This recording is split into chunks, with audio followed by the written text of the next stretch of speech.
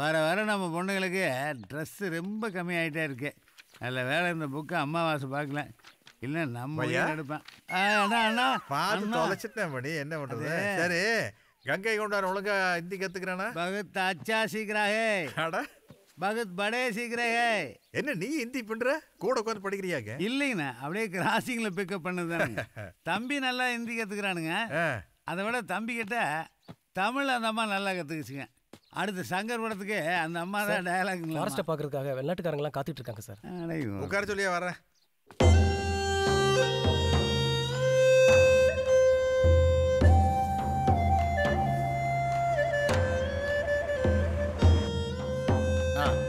அங்க பாருங்க. என்னடா ஏதோ மியா மியான்னு பூனை கத்துற மாதிரி கத்துறானுங்க. அது என்ன அளவு நீயே சொல்லி தொலை. ஒன்றும் இல்லைப்பா, இவங்களோட ப்ராஜெக்ட் வேல்யூ வந்து 1,70,000 கோடியா. இவங்களுக்கு டிரான்ஸ்போர்ட்டேஷன் ஒரு பெரிய பிரச்சனையா இருக்குங்கிறானுங்க. ஸோ அந்த காட்டெல்லாம் அழிச்சிட்டு ரோடு போட்டு தர முடியுமான்னு கேட்குறாங்க. விளக்கெல்லாம் யாருக்கிட்ட வேணும்?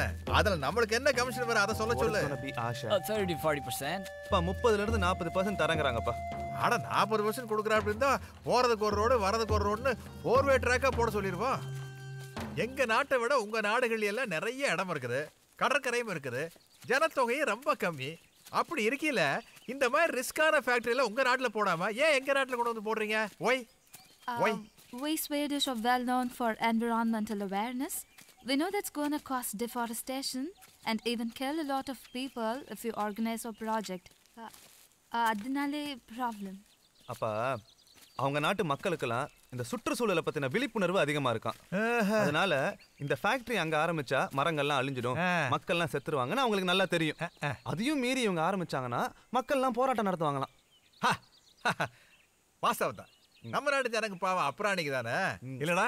அதனால எப்படியோ தொலைட்டு நம்ம நாட்டு ஜனங்க சாகிறத பத்தி இந்த வெள்ளக்காரங்களுக்கு எந்த அளவு கவலை இல்லையோ அதை விட அதிகமா நம்ம அரசியல்வாதிகள் கிடையாது.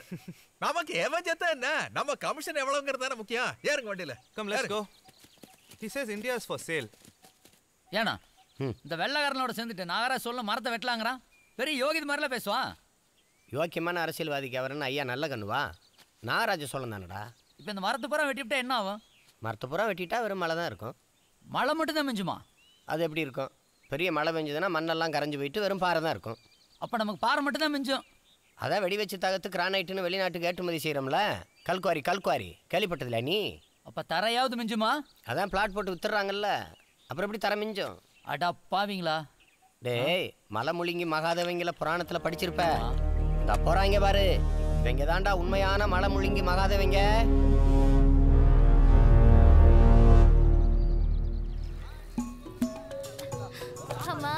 அடிய தங்கா, ஒரு வார்த்தை தான் சொன்னேன், மலையிலேருந்து தேனை கொண்டுட்டு வந்துட்டேன். வனராணி, இன்னைக்கு எங்க வீட்டுல இருந்து சாப்பிட்டுட்டு தான் போறேன். இல்லங்கம்மா, உங்க சாப்பாடு எங்க வயிற்றுக்கு ஒத்துக்கிறது இல்ல. ஆமா நாங்க தான் பயிருக்கெல்லாம் மருந்து அடிச்சு விட்டுறோமே. ஒரு வர டீயாவது குடிச்சிட்டு போறியா? சரி, ஒரு டீ குடிக்கிறேன். என்ன கேட்ட? தமிழ் சாப்பிட சொன்னாங்க, இல்ல எங்க வயிற்றுக்கு ஒத்துக்காதுன்னு சொல்லிட்டேன். அம்மா போயிட்டு வரமா. பாத்துமா, பசங்க பாஸ் ஆகிற மாதிரி சொல்லி. இப்ப டீச்சர் மேல தான் அதிகமா கேஸ் போடுறாங்க. ஏய் இல்ல, எப்படி இருக்க? எப்ப கல்யாணம்? என்னக்கா என்ன போய் கேக்குறீங்க? எல்லாம் பெரியவங்க தான் தாய் முடிவு பண்ணணும். கல்யாணத்துக்கு சொல்லி அனுப்புங்க. ஏன்பா எப்பயாவது ஒரு தடவை கடைக்கு வரவங்களை பார்த்து எப்ப கல்யாணம் கேக்குறாங்களே. நான் இந்த கடையே கதின்னு கிடக்கிறேன்னு என்ன பார்த்து யாரும் எப்ப கல்யாணம் கேட்க மாட்டேங்கிறாங்களே. என்னைய கேட்கவும் யாரும் இல்லையே. ஓஹோ, ஓ மண்டைக்கு கல்யாணம் பண்ணுங்கிற ஆசை வேற இருக்கா? இந்த மண்டையில சட்னி வேணா அரைக்கலாம். நேத்து கரண்ட் கட் அடிச்சு இதுல தான் தொழில் அடிச்சாங்க. போடா அம்மி தலையா. வேண்டாம், இந்த பக்கம் போலாமா? ஏன்டி இப்படி சுத்தி கூட்டிட்டு வர? அந்த பக்கம் போனா சீக்கிரம் போயிருக்கலாம்ல. ஏற்கனவே உன்னால ஸ்கூலுக்கு லேட். எனக்கு அந்த மட்டன் கடையை பார்த்தாலே ஒரு மாதிரி இருக்குடி. ஏன்? சின்ன வயசுல நான் ஒரு ஆட்டுக்குட்டியை வெட்டுறத பார்த்தேன். அது கதற கத்துன அந்த சத்தம் என் காதுல இன்னும் கேட்டுக்கிட்டே இருக்குடி. ஐயோ ஐயோ. செண்பகம், இந்த பிரச்சனை எப்படி விட்டனா சரிப்பட்டு வராது. நீ வா, கல்யாணம் பண்ணிப்போ. மடத்துக்குள்ள மாடசாமியை நினைச்சாதான் எனக்கு திக்குன்னு இருக்கு. மாடசாமியா? ஏவன் அவன்? யோ, என் அப்பா. செண்பகம், கியூல நின்னு ரேஷன் அரிசி வாங்குற உங்க அப்பாவே உன்னால சமாளிக்க முடியலனா இந்த நாட்டுக்கே இலவச அரிசி போட்டுட்டு இருக்கிற நாகராஜ சொல்லன எப்படி சமாளிக்கிறது? கிளம்பி வா, எந்த பிரச்சனையா இருந்தாலும் சேர்ந்தே ஃபைட் பண்ணுவோம். Sir phone. ஐயா, நான் ரெஜிஸ்டர் பேசுறேயா. உங்க பையன் ஒரு கிராமத்து ஏழை பொண்ணை கூட்டு வந்து கல்யாணம் பண்ணி வைக்க சொல்றாருங்க ஐயா. என்னையா பண்றது? மணி அனுப்புறேன். சரிங்க ஐயா.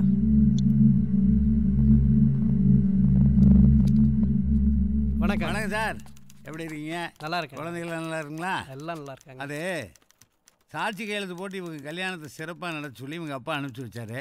சரிங்க சார், பென் ப்ளீஸ். என்னப்பா மாலையை கையில் வச்சுட்டீங்க, போடுங்க கழுத்தில்.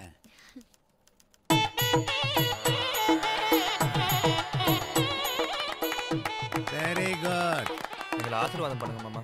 பண்ணுறேன், அதுக்கு தானே வந்திருக்கேன். மருமகளுக்கு ஒரே சிரிப்புதான். தம்பி, ஒப்பங்கிட்ட போட்டு கொடுத்துறாதப்பா, பிச்சிடுவான். கொஞ்சம் வழி விடுங்க, கொஞ்சம் வழி விடுங்க. நான் சொல்றேங்க, கொஞ்சம் வழி விடுங்க. நீ உள்ளே இருமா. ப்ளீஸுங்க, பர்சனல் லைஃபை ரொம்ப பப்ளிசிட்டி பண்ண வேணாம். தேங்க்யூ.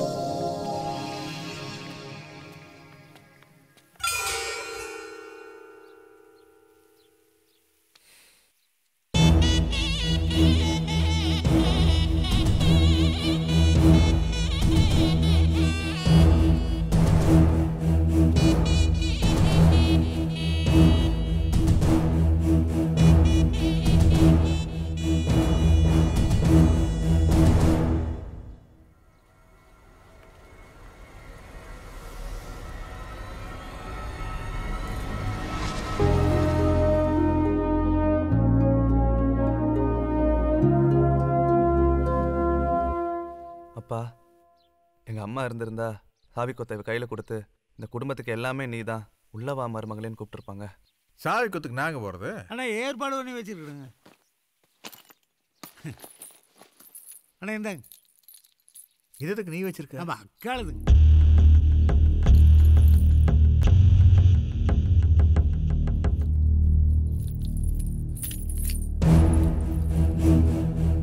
உள்ள போமா.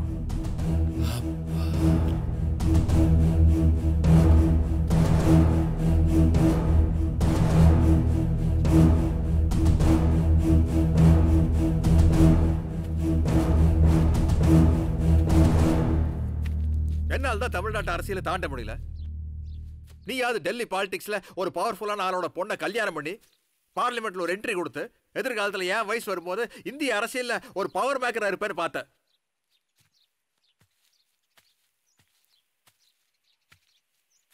இந்த 8 ஏக்கரா 30 சென்ட் உன்னால மறக்க முடியலையாக்கு? ஓ அரசியல் வாழ்க்கையை அழிச்சிட்ட. உனக்கெல்லாம் அரசியல் என்னன்னு தெரியாதுடா. அப்பா, அரசியல் அப்படியே தான்ப்பா இருக்கு. அதில் ஈடுபடுறவங்க தான் மாறிட்டு இருக்கிறாங்க.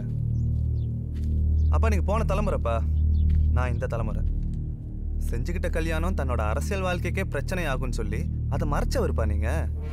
ஆனால் பண்ணிக்கிட்ட கல்யாணத்தையே தன்னோட அரசியல் வாழ்க்கைக்கு அடிப்படையாக்கிக்கிட்டவன் உங்கள் மகன். அப்பா, இலவசமாக நீங்கள் 1 லட்சம் டிவி கொடுத்து 10 லட்சம் சைக்கிள் கொடுத்து 10,000 பேருக்கு சீர்சனத்தையோட கல்யாணம் பண்ணி வச்சு சம்பாரிச்ச பேரை விட அவள் கழுத்தில் 1/2 பவுன் தாலி கட்டி நான் அதிகமாகவே சம்பாரிச்சிட்டேன்ப்பா. அப்பா, இன்னைக்கு நீங்கள் டிவியே பார்க்கலையா? தமிழ்நாட்டு டிவி மட்டும் இல்லைப்பா, உலகம் பூரா வர NDTV, CNN, BBC, IBN, ஆய்ஸ்தக் எல்லாத்துலேயுமே இன்னைக்கு நான் தான்ப்பா டாக் ஆஃப் த கண்ட்ரி. ஆமாப்பா, டெப்டி சிஎம்மோட பையன் எளிமையான முறையில் ஒரு ஏழை பொண்ணை பதிவு திருமணம் பண்ணிக்கிட்டான்னு ஃப்ளாஷ் நியூஸ் அடிச்சுக்கிட்டே இருக்காங்கப்பா. அப்பா,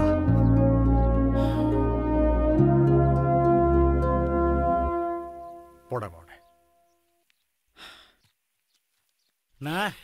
என்னங்குது மணி அண்ணா? பையன் டயலாக் பண்றா? நீ சொல்லி கொடுத்தியா? போகண்ணா, அவன் யாரு? சோழர் வம்சத்தின் வாரிசல்லவா? நக்கலு இல்லைங்க. பாடி லாங்குவேஜை பவ்யமா வச்சுக்கிட்டு சிரிச்சுக்கிட்டே செருப்பால் அடிக்கிறது அகில இந்தியாலே நீ ஒருத்தன் தான் பண்ணி நினைச்ச இந்த இடத்துல நீ தலை சொறைவன். வாங்க ஆபீசர்களா. சார், இப்போ நான் நீட்டின பேப்பரில் நீங்கள் 3 பேர் கையெழுத்து போட்டீங்கன்னு வச்சுங்களேன், 3 தலைமுறைக்கு தேவையான பணத்தை நான் உங்களுக்கு கொடுக்குறேன். குழந்தை குட்டியோடு எங்கேயாச்சும் போய் செட்டில் ஆயிருங்க. அப்படி இல்லாமல் கடமை தான் பெருசாக அப்படி இப்படின்னு டயலாக் பேசுங்கன்னு வச்சுங்களேன், இந்த மளிகை கடை பாய்க்கு கரண்ட் பில்லுக்கு நடுவில் நீங்கள் அறப்பட்டுக்கிட்டே கிடக்க வேண்டியதுதான். என்ன இயற்கை வளங்களை அழிக்கிறது தேசத்துக்கு ஆபத்தான விஷயம்னு நாங்க கருதுறோம் சார். அந்த ஈர வெங்காயம் எங்களுக்கு தெரியும்யா. ஒரு டெபுட்டி சீஃப் மினிஸ்டர் சொல்றாரு கையெழுத்த போட்டு போவியா?